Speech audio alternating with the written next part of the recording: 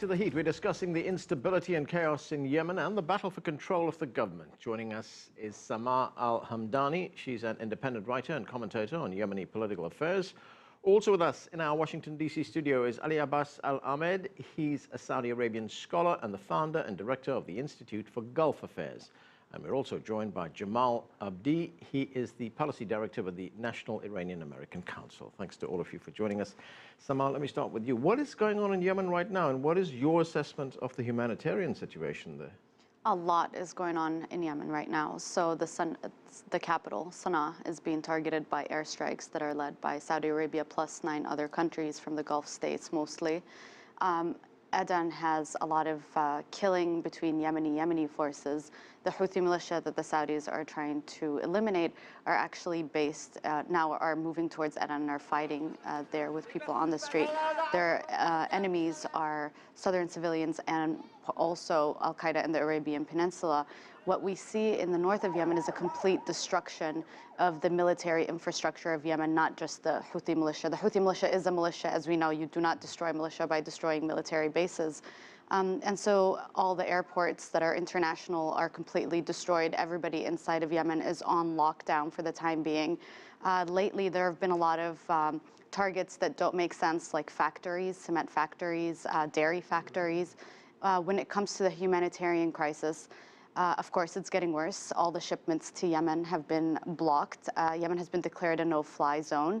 And so the humanitarian aid is not getting to the people. And even if some of it gets in, it's not the amount that we need to. A lot of Yemenis are hooked onto this humanitarian aid. They cannot survive without it. But it's important to note that right now we have a unique situation where several Yemenis are stuck at airports worldwide, and they cannot get entry visas to the countries that they're stuck at because the majority of the world has made huge visa restrictions for Yemenis, and so they're stuck at the airport now for 6 days without anywhere to go to. And Egypt, one of the countries that did not have visas for Yemenis, decided to enforce a visa at this time being. And so it seems really sad and tragic for these people that are stuck abroad, can't go anywhere. Okay, Ali, what is the Saudi Arabian objective in Yemen?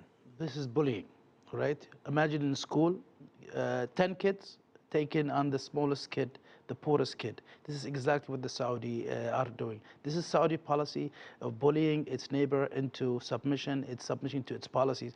Yemen has been dictated by Saudi policy since 1978 after the assassination and murder of the popular President Ibrahim al-Hamdi by Saudi support. In 2000, this Arab Spring brought a change to that, where Ali Abdullah Saleh, their stooge for many years, was dislodged.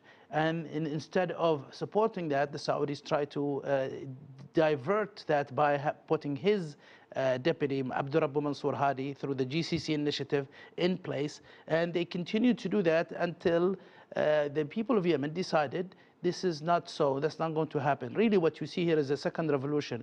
People say about the Houthis, I think it's pejorative to say that, because you're not talking about a small group. Houthi is a name of a family. This is not the name of the group. This is called Ansarullah, and they have other people who support them. This is a movement, that's a social movement that is Yemeni, that is aiming in empowering itself and its goals through Yemeni facilities. It's not through an invasion and bombing by other countries. And this war is not a war on the so-called Houthis. This is a war at Yemen. That's why Sanaa airport, dairy factories were targeted deliberately by the Saudi forces. Very quickly, Ali, is the intention to restore President Hadi? Yes, but it's not going to happen. This is unrealistic. Okay, Jamal, Iran's former president Akbar Hashemi Rafsanjani described the Saudi bombing, that campaign, as what he called a dangerous mistake. His words were, they have started playing with fire. Is that a warning in some way that this conflict could get much more serious, far bigger? Well, sure. I think it's a warning. I wouldn't say it's a threat. I think that the Iranian role in Yemen has been overstated. I think it has, in large part, been a bit of a smokescreen to give credence to these strikes and trying to unite some of the countries around these strikes.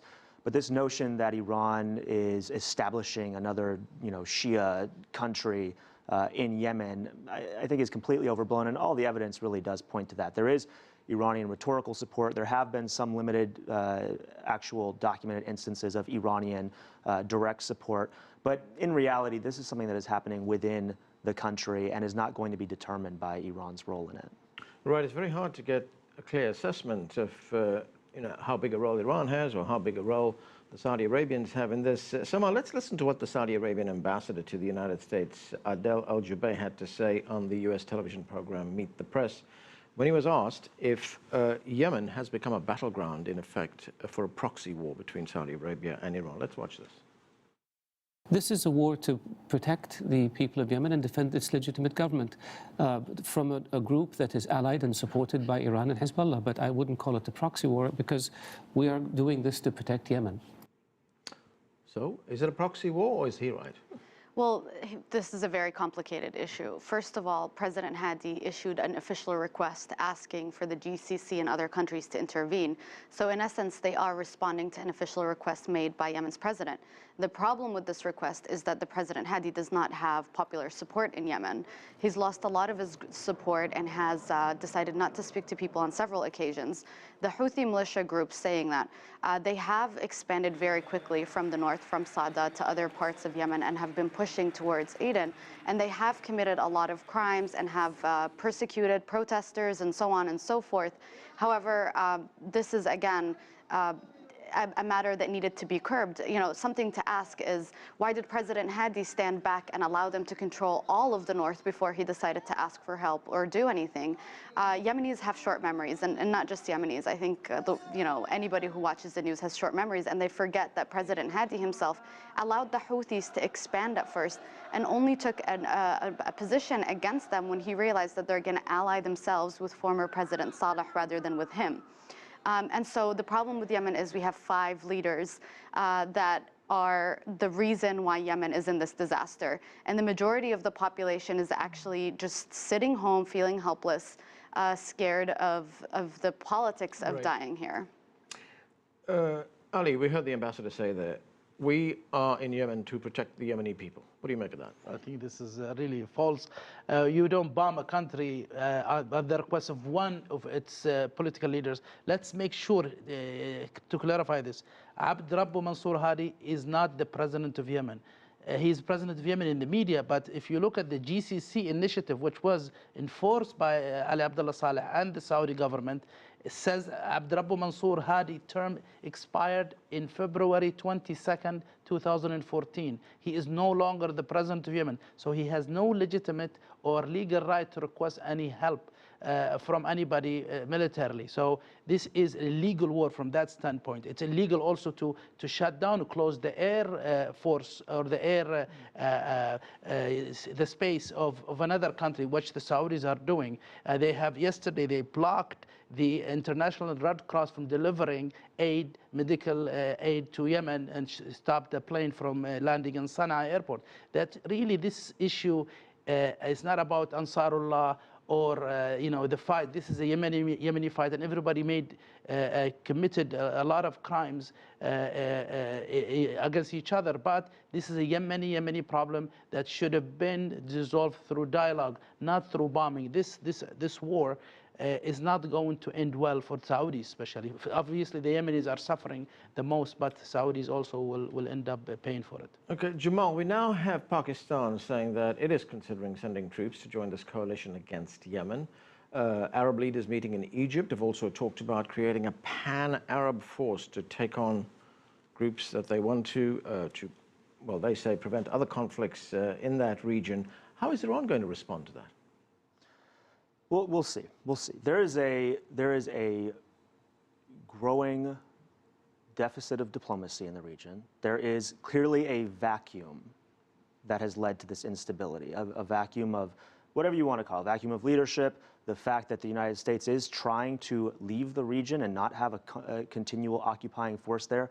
And while I don't think this is a proxy war, I think that this situation is one that we do see in other areas in the region where the Saudis are seeking to assert themselves.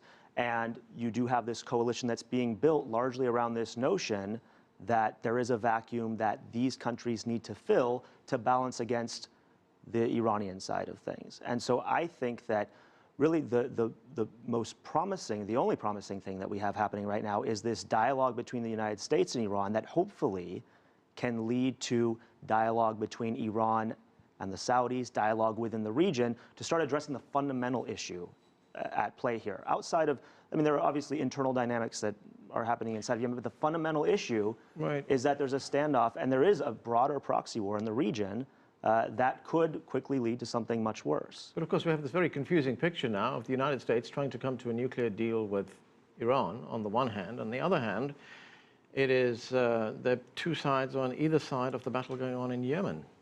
Right. Well, look, the nuclear deal doesn't mean the United States is rebalancing its alliances. This is potentially a gateway to moving towards a new paradigm. But look, the United States is also reassuring its allies that it's not leaving their side. And I think that's what a lot of this is about. It's more rhetorical support than actual direct support. Okay, Ali, there was a scholar, is a scholar rather, at the Brookings Institution right here in Washington, Ken Pollack, who writes extensively about Middle Eastern affairs. He had this to say about the conflict. He said, Saudi Arabia's intervention in Yemen is ill-conceived and very likely to seriously weaken the already fragile Saudi monarchy. Is he overstating the case, or? I think there's a bit of overstating, but I think this is also a real issue here, that Yemen, the population, the result of this war, you're going to have maybe millions of Yemenis moving up north into Saudi territory. That what if the rebels, the Yemenis now, you cannot even call them rebels anymore, because what if the Yemeni fighters take part of Saudi Arabia or large part of southern Saudi Arabia? They have done that in 2009 when it was Houthis. Only a few hundred people with very little weapons. Now they are much more equipped. There's about 100,000 fighters who are in part supported, got support from Iran and got support from Qatar as well in the past. So what if they take part Saudi territories, then what? And it will fragment the Saudi ruling monarchy, because some will take advantage of Saudi failures into Yemen to struggle to gain power, and I think it will affect them from that side. That's, I think, the greatest threat to Saudi Arabia. Their failure, which I see coming, will lead to a fragmentation of the Saudi ruling family. We have seen Saudi attempts in the past to go to war fail. The Saudis, army have never won a war, and every time they have a problem, they ask for help. American help, and now Pakistani help, and Egyptian help, and other help. So they are not up for war. The Saudis have never won a war, and any war that they entered in. All right, Sanaa, earlier on you painted this very harrowing picture of what's going on in Yemen right now. Is there a danger that Yemen could become a failed state, could become a haven for terrorism? Yemen is a failed state. The problem right now is that the Houthi militia group, as dangerous and as terrorizing they were to some parts of Yemen, they were the only group that were capable of fighting and combating al-Qaeda in the Arabian Peninsula. Yemen's military has been infiltrated by that group, and the majority of the soldiers have been terrified by them and assassinated and targeted by al-Qaeda in the Arabian Peninsula. And so by weakening the Houthi militia group, there's a risk that we are opening Yemen's grounds for al-Qaeda. And now we have ISIS, which is even worse, because they've been bombing mosques and killing people indiscriminately. And so it seems that after the strike, if there isn't a clear plan on what to do, Yemen is going to fall apart. And bringing President Hadi back to Yemen is not going to work. That means, and I'm sure the Saudis are already planning for this, they're going to have to find another ally in Yemen, and it's not going to be Hadi. This could potentially mean that they're going to have to befriend the Muslim Brotherhood again, and probably put them back on Yemeni politics. Having said that, on the subject of saving Yemen, I think that the GCC countries that are so eager to help Yemen at this time being should open their doors for Yemeni immigrants and refugees, because the only country that is accepting Yemeni refugees at the moment is Somalia. So imagine that, Somalia is the only country that's doing that. And on the subject of nuclear deals, some people view that this war is probably a way to try and distract Iran and drag it into Yemeni soil to kind of ruin or spoil the nuclear talks. And so in that regard, anybody who allied themselves with Iran in Yemen is a sore loser at the moment, because they probably would have wanted Iran to come and get involved. Okay, let me get Jamal's quick take on that. Is this pushback against the nuclear deal? I think in some regards, it's a little bit of that. I think it's a response to this potentially changing dynamic, and there's a lot of insecurity among the Saudis, which is why, as I said, I think the United States is trying to demonstrate that, look, we're still your allies, even as this deal is being brokered by, with Iran. But I do think, if you get a deal that is a potential game changer, that down the road starts to usher in a new paradigm and new opportunities to actually dialogue. And I think the status quo powers in the region are very worried about that. Ali, how deeply is the United States involved here? The Guardian newspaper telling us that the U.S. is providing, quote, unquote, logistical and intelligence support. The U.S. government knew about this invasion, about this attack, before it started. They did not know the exact hour, yes, but that's not the consideration. But they knew about this ahead of time. They supported it, and it shows you how U.S. policy is not only a failed policy, but it is disjointed. At the same time, they say that they want to attack and destroy al-Qaeda in the Arabian Peninsula, the most dangerous terrorist group to the United States territory. They are providing support to the air force of al-Qaeda. Now the Saudi and its allies, their air force are acting as really, in fact, the air force for al-Qaeda and ISIS in Yemen, because they are targeting the same people who have defeated ISIS and al-Qaeda in Yemen, which are the Yemeni rebels, Ansarullah, and those Yemeni forces that joined them. They have been the best in rooting out al-Qaeda and killing them and taking territories from them. No one else has been able to do that. Clearly a very complex situation. Thanks to all of you for joining us here.